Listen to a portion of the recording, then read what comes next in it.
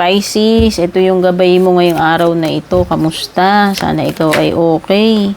Kung di mag-effect ito ngayong araw na ito, Pisces, pwedeng sa mga susunod, no?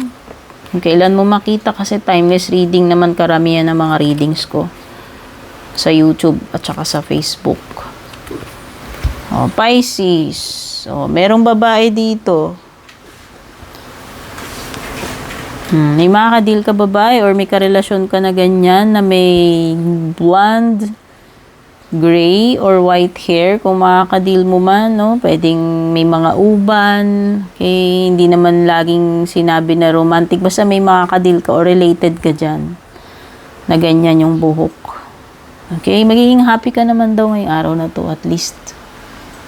Pisces or bukas or sa next day, happy naman. O diba? Medyo maluwag sa iyo itong mula ngayong araw na to or sa mga susunod. Ayan. Ito yung mga pabanjing-banjing. Pa-easy-easy moment, no? Relax lang, relax lang, no? Hayahay yun. Medyo hayahay, hindi hectic, no? Hindi ganun ka-stressful, yun yung ibig ko sabihin. No, medyo makakaluwag-luwag, makaka-enjoy ka naman, Pisces. Nako, mayroon ditong Pisces, hindi mo maasahan, no? Baka ma-disappoint ka sa person na to kung sino man ito. O kung hindi na nga siya maasahan, pwedeng hindi pa siya totoo dun sa sinasabi niya. Alam mo yung drawing or buladas, o yun. No? Kung sino man yung tao na yan, Pisces. Iwasan mo na ma-stress dyan sa person na yan. Gawa ka na lang ng sarili mong paraan or remedyo. 9 of Cups. So, diba, indeed, this is happiness for you, Pisces, today or the next few days. O, diba?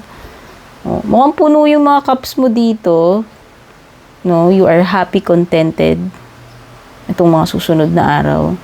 In terms, in general, no, pwedeng sa, overall sa sarili mo, sa ginagawa mo, sa relationships, no? Ayan. Overall, pwedeng happy ka naman. O, diba? Pwedeng may wish come true din dito, Pisces. Kung sakasakali, no? Matupad yung gusto mong mangyari at least itong araw na to or sa mga susunod. Okay, Pisces, take care.